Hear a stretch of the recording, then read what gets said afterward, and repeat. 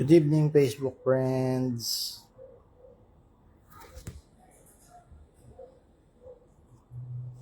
Good evening sa inyong lahat.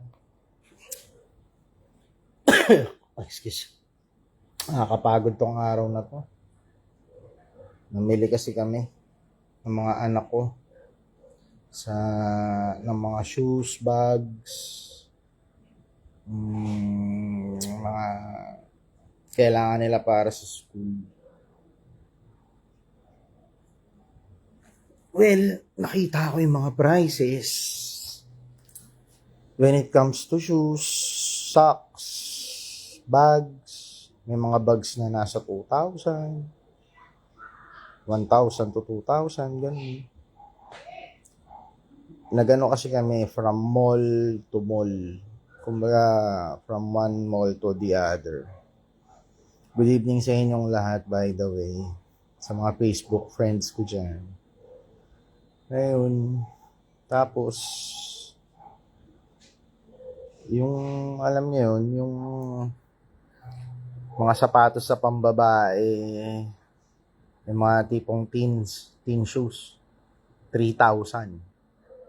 Mga 2,000 to 3,000. Ano na yun, kumbaga, respectable na yung itsura niya, tsaka yung quality. Pero,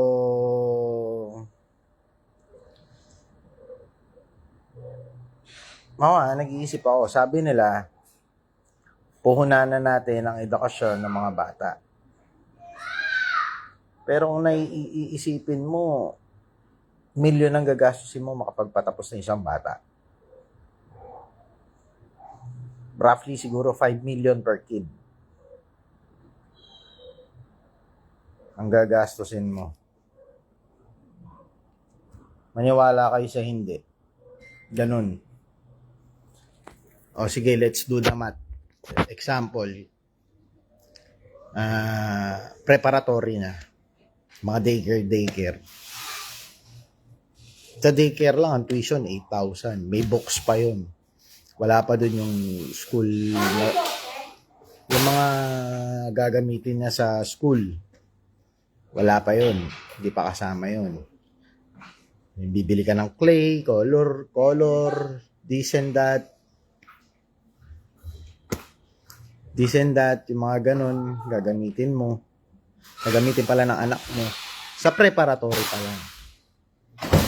Bili ka ng mga bag, ganito, ganyan. So, more or less, siguro, yung start ng preparatory, gastos ka na dyan ng mga 10,000, 10 to 15. Preparatory pa lang yan, ha. Yung 8,000 na tuition para sa isang preparatory student, siguro, average na yon. Pero may mas expensive pa doon. Depende kung ano. Tapos, kinder 1 and 2. Bago mag-elementary. Nagets nyo?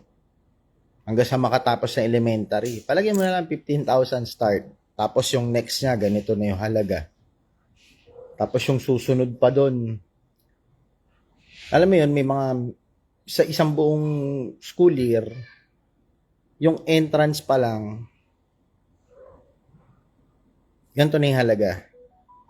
Tapos yung mga activities habang tumatakbo yung school year, naiisip nyo ba yung expense yun?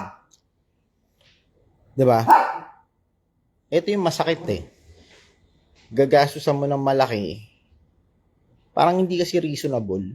Gagastusan mo ng malaki, milyon, para mapatapos mo yung anak mo.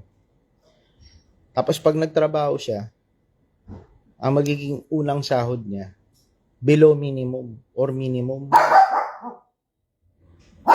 Kahit sabihin mo, graduate pa sa Lasal UP yan, or kahit anong university, pag pumasok yan, ang unang pasok niyan, ang sahod niyan, minimum. Diba?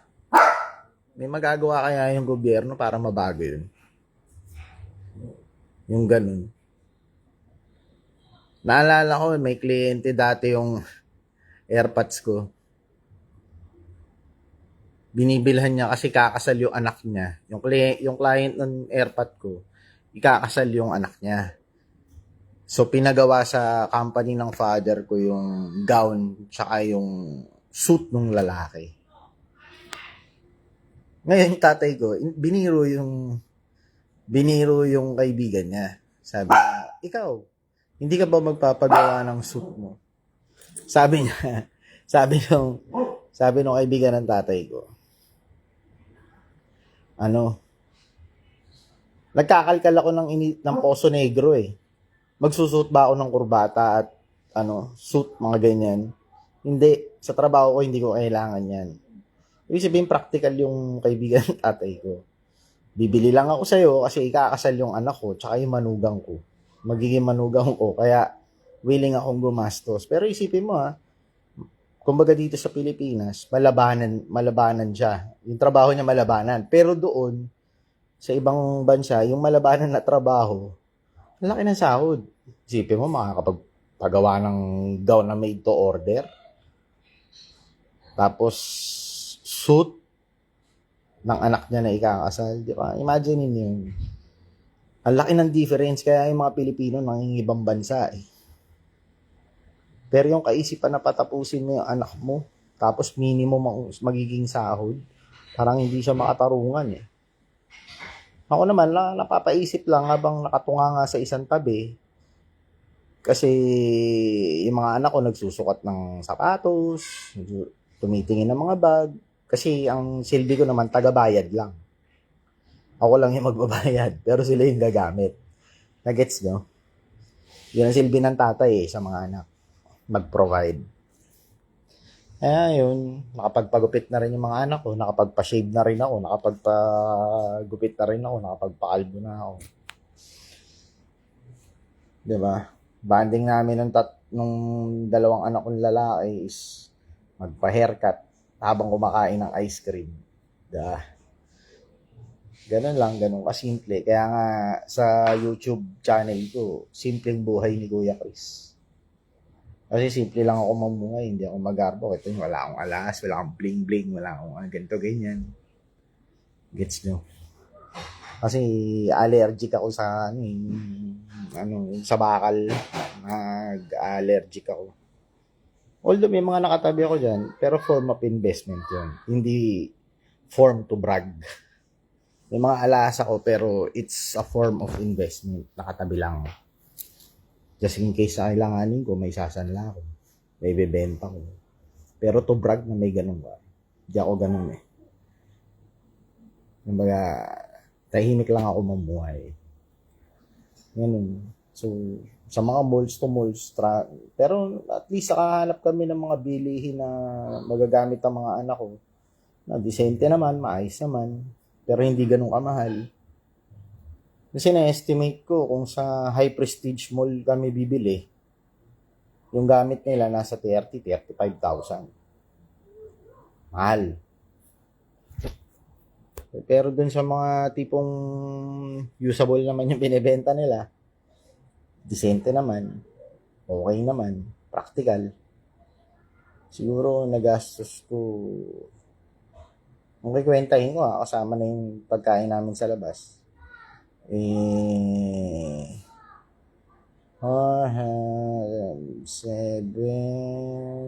plus 8, siguro mga nasa 15 din. 15,000 din yung nagastos. Pero ang layo sa 30-35. Sama na din yung mga tumbler. Mga yun yung difference. Ang laki. Dalawa yung difference ng gastos. Ang anak ko kasi 3. Meron akong high school na, junior high, tsaka meron akong 2 elementary pa, bata pa. Ayun, isipin mo, gastusan mo from preparatory hanggang sa mag-graduate ng college, kung anong landas yung gusto niyang tahakin. Tapos at the end, ang magiging salary niya is minimum. Tapos contractual. Nagigets niyo yun? Lahat ng protection, nando dun sa mga taong nagtatayo ng company. Pero, yung hirap at pagod nandun sa mga parent. Ayun. Naglalaro ng barilan yung dalawang anak ko eh. Kaya may sound effect na para may Armalite. Ayun. Nak. Come. Halika. Come. Halika, show kita. Say hi. Hi. Say hi. Hi. Ito yung bunso kong anak. Igayin mo. Ito ka na, anak. Anak. Pasok na dun sa loob.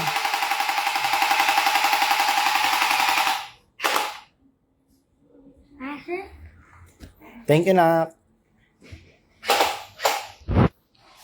Oo, ayun. Nakita niyo na naman yung bunso kong anak. Meron kasi siyang bagong Armalite. Kasama na rin sa gastos yun. Well, minsan lang sila magiging bata eh. Kaya hayaan na natin sila maging masaya. Kumbaga tayo, minsan na rin tayo naging bata eh. Iisipin mo, maliit na bagay, pagkakait mo ba sa kanila, kung doon naman sila magiging masaya. Diba? What is the essence of living if you are not happy while you are living your life? Diba? Kaya kailangan, ako bilang magulang, ang kaligayahan ko nasa kanila.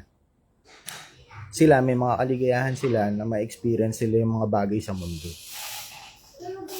Diba? Tulad ng laruan, kagamitan, makapag-aral.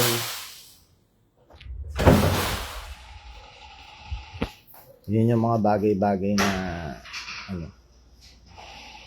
kailangan nila sa mundo. Maliban sa pagkain lang, huminga, mabuhay. Gusto ko sila maging masaya. By the way, ito pala yung anak ko na lalaki. Say hi, nak. Lika rito. Say hi. Ito yung panganay kong lalaki. Say hi. Hello. Hello, everybody. Hello, everybody. Sige na, play ka na dun. Ayan. Ayan, dalawang anak ko. Nakita nyo na. Diba? Kayo na humusga. Kung kanino nagmana. Ayan. Well, ang sa akin, yun nga. Pero may technique ako eh. May nagawa akong technique para hindi ako gaano mahirapan. In-apply ko sila ng subsidy. Graduate kasi sila sa government school lang. Yung elementary na from preparatory to grade 6, government sila. Government school lang. Pero yung high school ko na anak na yung junior high ko na anak, nasa private na siya ngayon. In-apply namin mag-asawa ng subsidy. Ayun, na-approve naman kami. Naano naman namin sila, napag-aaral naman namin sila. Malaking tulong din ng gobyerno. Actually, maraming perks ang government school. Tulad ng programa ng DepEd na Tarabasa, Tara Mag-aral, mga ganun. Yung Tara Mag-aral is a summer tutorial. Nilaunch nila yun. Itong summer, nagkaroon ng summer tutorial yung mga anak ko. Free yun. Tapos yung Tarabasa, para sa mga grade 1, incoming grade 2, ano yun, tututukan sila magbasa. Ang perks doon, na maganda, may nakukuha silang incentive cash. Pag nakompleto mo yung program, may 5,000 ata, yung nakuha. Hindi naman ako nag-apply nung kasi yung wife ko ang nag-apply. May bahay ko yung nag-asikaso nun. Ngayon, halos yan dalawang lalaki kong anak, nakaranas sila nung Tarabasa. Yung Tarabasa is parang going for the 4th year. 4 na taon ng programa ng DepEd. So, ayun, magandang klase yun. Sabi nila, nung hawak daw ata ni VP Sara yun, parang naging programa yun ng DepEd. Pero hindi ko alam, wala akong alam doon. Hindi ko yun sure ano yun, quote-unquote yun.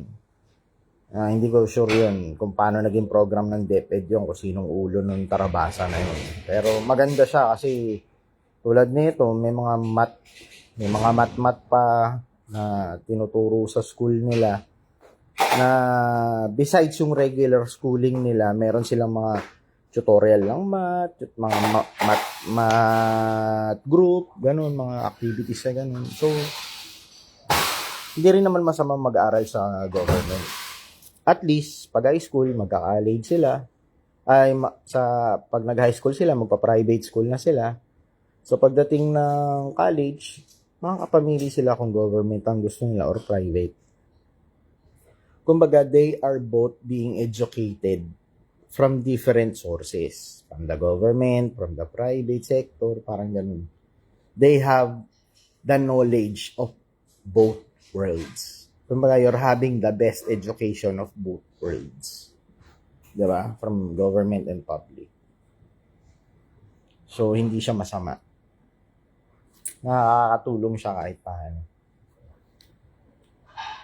Kasi sa government school, parang street smart ang matututunan mo.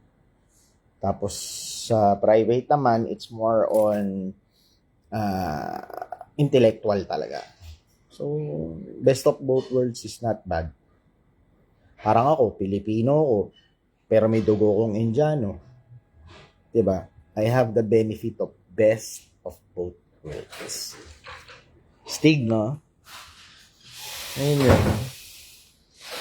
Ayun nga, namasyal kami ngayon, tapos yung mga gamit na binili namin, hindi naman below average, hindi naman above average, nasa mid-class lang sila. Affordable naman, usable, okay na yun.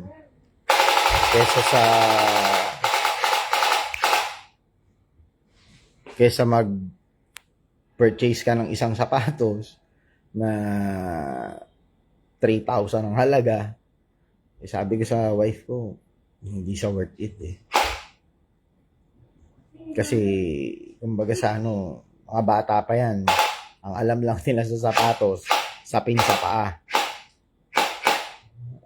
Diba? They still cannot give the proper care for their things. Hindi pa nila kaya alagaan na maglilinis pa ng mga sapatos ng kami. Pag by the time na kaya na nilang alagaan yung mga gamit nila at pahalagahan, doon ko siguro sila bibilhan kahit na magkano pa yan. Pero as of now, they are kids. Minsan, yung mga bag nila, binili pa ng mother ko tsaka mga sister ko. Mamahalin.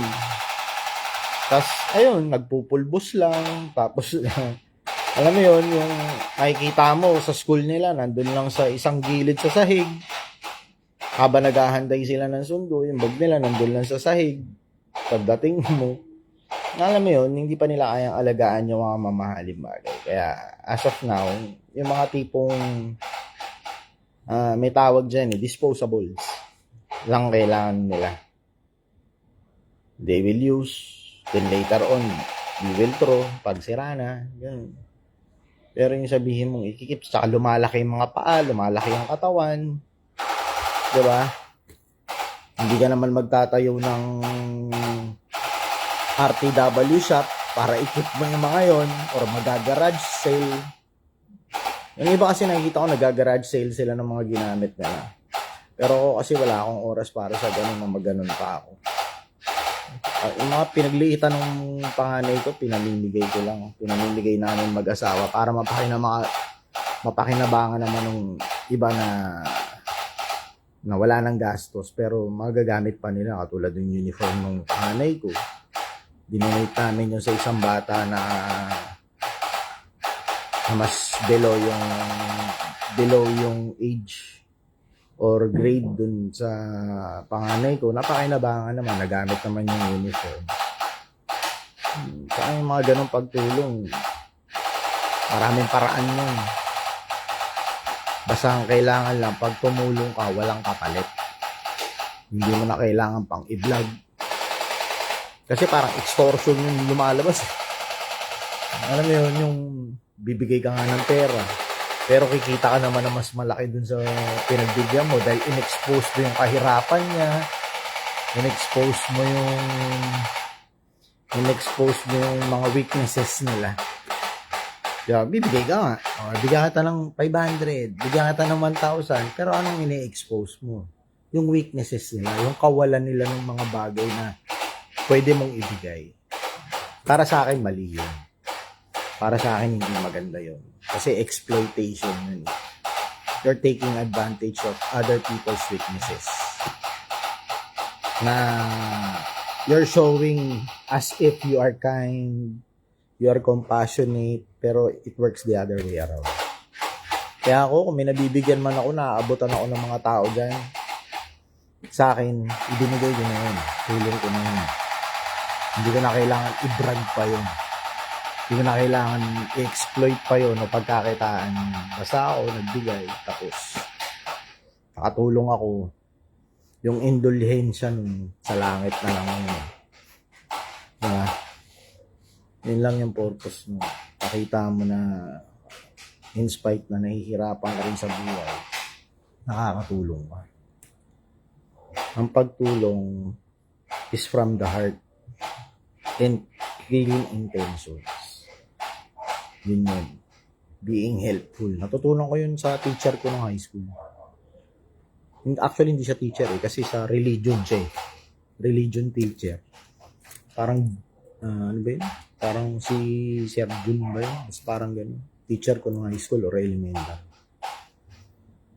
Helping is the thought from the heart. With clean intentions. Tandaan niya yan. Anong battery? O siya, wala na raw battery yung laruan ng anak ko. Napapakamot na siya. Ayun o. O siya, magandang gabi sa inyong lahat. Ano pa din Mas mainam na may alam. Iba na ang may alam. God bless and good evening.